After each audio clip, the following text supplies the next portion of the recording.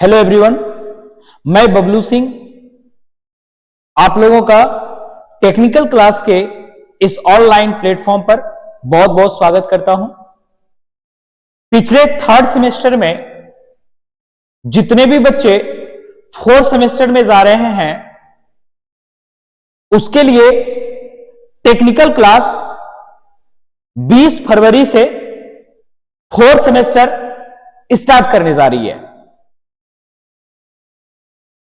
इसके एवरेज में अगर देखा जाए तो थर्ड सेमेस्टर में मैंने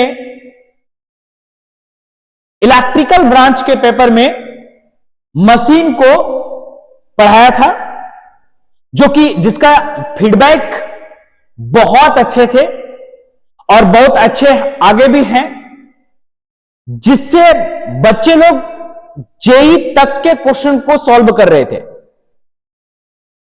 कुछ ऐसे बच्चे थे जिन्होंने जेई का क्वेश्चन को सॉल्व करके हमें भेजा, तो हमें बहुत खुशी हुआ कि मैं अगले सेमेस्टर में अर्थात फोर्थ सेमेस्टर में फिर से मैं मशीन का पेपर लूं और जो फोर्थ सेमेस्टर में एसी मशीन है उसको बहुत अच्छे तरीके से डिस्कस कर दूं, ताकि आप लोगों का भी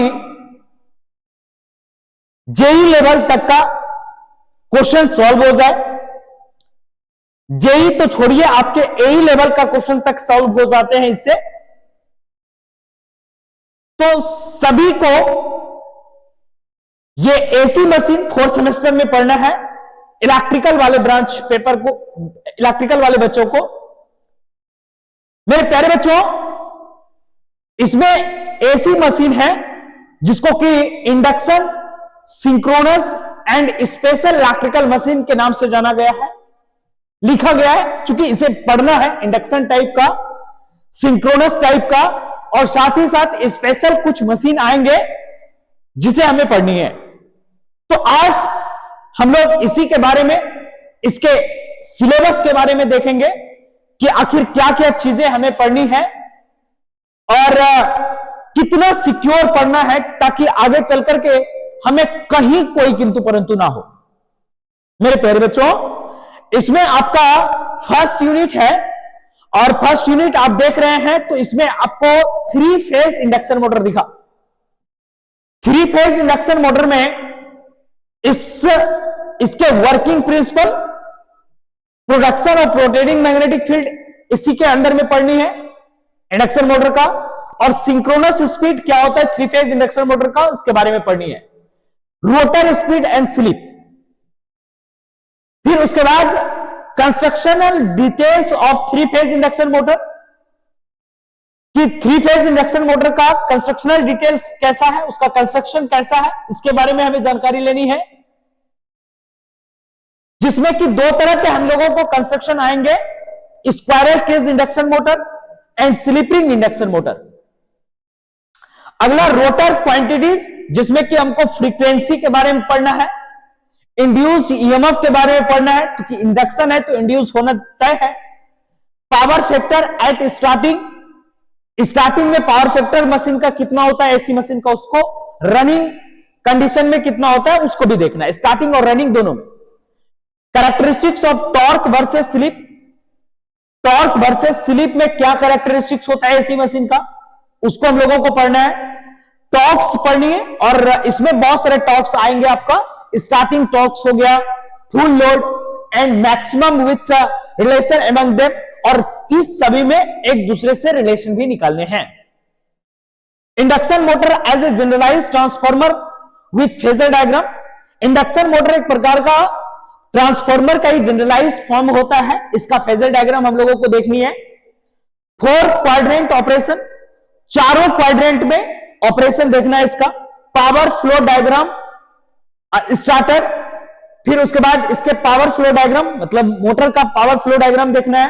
फिर स्टार्टर्स के बारे में पढ़ना है कि कैसे मशीन को हम लोग स्टार्ट करते हैं, इसकी जरूरत क्यों पड़ी, और उसके बाद टाइप्स ऑफ स्टार्टर, जैसे आपका स्टेटर रेजिस्टेंस स्टार्टर हो गया, ऑटो ट्रांसफॉर्मर स्टार्टर हो गया, स्टार डेल्टा हो गया, rotor resistance and soft starter, है ना। तो ये आपके स्टार्टर्स हैं जो कि मशीन को स्टार्ट करने में यूज करा जाते हैं। स्पीड कंट्रोल मेथड्स, जिसमें कि stator voltage, pole changing method, rotor resistance and VVVF, variable voltage variable frequency इसको कहते हैं, इसके बारे में जानिए।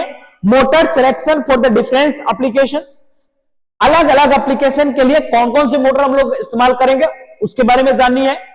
As per the load torque speed requirement, और वो लोड और टॉर्क के और साथ में स्पीड के रिक्वायरमेंट के हिसाब से सेलेक्ट करनी है। और maintenance of this phase induction motor, और 3 फेज इंडक्शन मोटर का हमको मेंटेनेंस कैसे होता है, उसको कैसे मेंटेनेंस करते हैं इसके बारे में देखनी है। दूसरा है single phase induction motor. Single phase induction motor में हम लोगों को उसी तरह डबल फील्ड रिवॉल्विंग थ्योरी, कैसे single phase double field revolving theory से वर्क करता है इसके बारे में जानिए। Principle of making this motor self start, कैसे हम सिंगल फेज मोटर को सेल्फ स्टार्टिंग बनाएंगे इसके बारे में जानकारी लेनी है। कंस्ट्रक्शन एंड वर्किंग, फिर उसके बाद सिंगल फेज इंडक्शन मोटर का कंस्ट्रक्शन और उसका working. Resistance start induction motor, इसमें आपका रेजिस्टेंस स्टार्ट इंडक्शन मोटर आएगा सिंगल फेज में।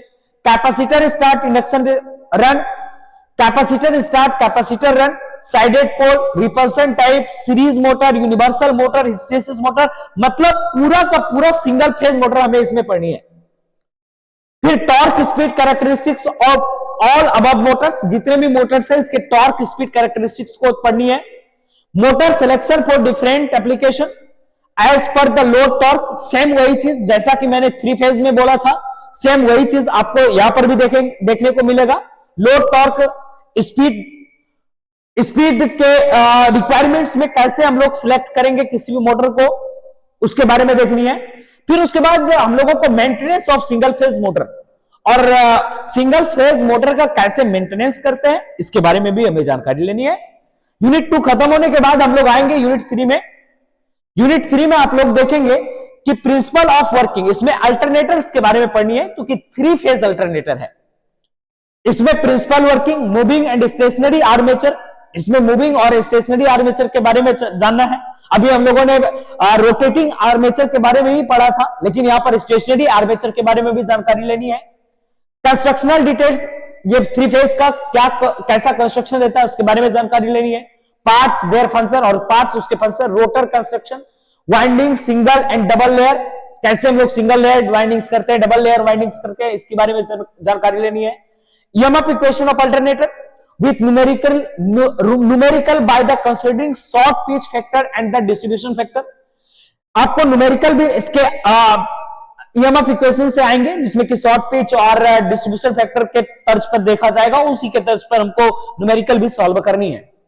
अल्टरनेटर का लोडिंग फैक्टर्स क्या होगा, factor affecting the terminal voltage of alternator. फिर उसके बाद armature resistance, leakage reactance drop, इसके बारे में भी हमें जानकारी लेना है। Armature reaction at various power factor and synchronous impedance, ठीक है, तो ये 3 फेज के अंतर्गत आता है, इसके बारे में बहुत अच्छे से जानकारी लेंगे। वोल्टेज रेगुलेशन क्या होता है, ये आप लोगों ने पहले भी पढ़ा है, यहां भी पढ़ना है, लेकिन थोड़ा बहुत इसमें हाई लेवल से जानी है। और ये मेरा 3 फेज अल्टरनेटर में पढ़नी है। Direct loading and synchronous impedance methods, maintenance of alternator, और फिर उसके बाद हमें मेंटेनेंस ऑफ अल्टरनेटर पढ़ने में। फिर उसके बाद 4 नंबर में है सिंक्रोनस मोटर, इसमें भी वही वर्किंग प्रिंसिपल, ऑपरेशन, सिग्निफिकेंस, सारी बातें वही चीजें हैं। टॉर्क पढ़नी है, सबके टॉर्क पढ़ने थे तो इसका भी टॉर्क निकालना पड़ेगा। स्टार्टिंग टॉर्क, रनिंग टॉर्क, पुल इन टॉर्क, पुल आउट टॉर्क, ये सारी चीजें हमें सिंक्रोनस मोटर में पढ़नी है। Synchronous motor on load with constant excitation, इससे न्यूमेरिकल बहुत पूछे जाते हैं। Effect of excitation at constant load, इससे भी न्यूमेरिकल आपको चलेंगे। मतलब ये पेपर जो है ना, कुछ तो न्यूमेरिकल है, लेकिन बहुत ज्यादा जो है ना थ्योरी टाइप्स के भी हैं, लेकिन न्यूमेरिकल जब सॉल्व करिएगा तो वो थ्योरी पूरा का पूरा खत्म हो जाएगा।